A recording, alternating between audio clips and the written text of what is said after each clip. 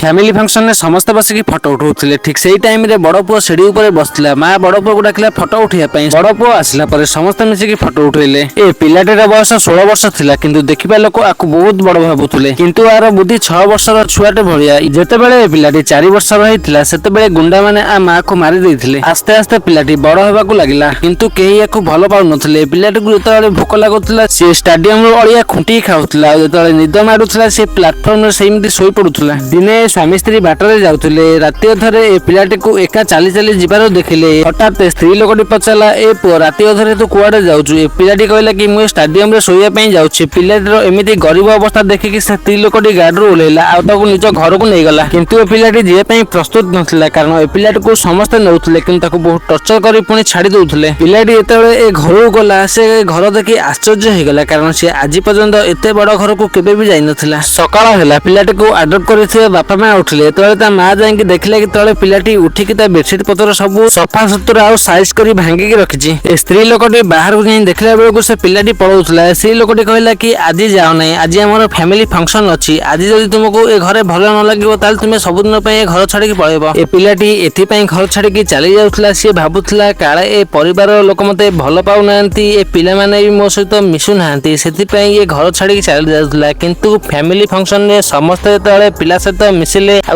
स्त्री लोक आ स्वामीटर पिला माने ताको तळे बहुत भलो पाइले बड़ भाई भलिया भाबिले। सेतबेले पिलाटी बहुत खुशी हे गला आ ए पिलाटी पय बाजार रो नुवा ड्रेस पत्र भी आसिला। तापरे पिलाटी बहुत खुशी हे गला। ए परिवार लोक ए पिलाटी के बहुत भलो पाउथले। ए पिलाटी रो साबत मा जे से पिलाटी को बहुत भलो पाउथला आ ए पिलाटी रहिया पय से स्त्री लोक जनक गोटे सुंदर रूम टिए देला। तापरे पिलाटी मने मने खुशी हे गला आ ए परिवार को निजर परिवार भलिया भाबी कि सेठी सारा जीवन रहिला।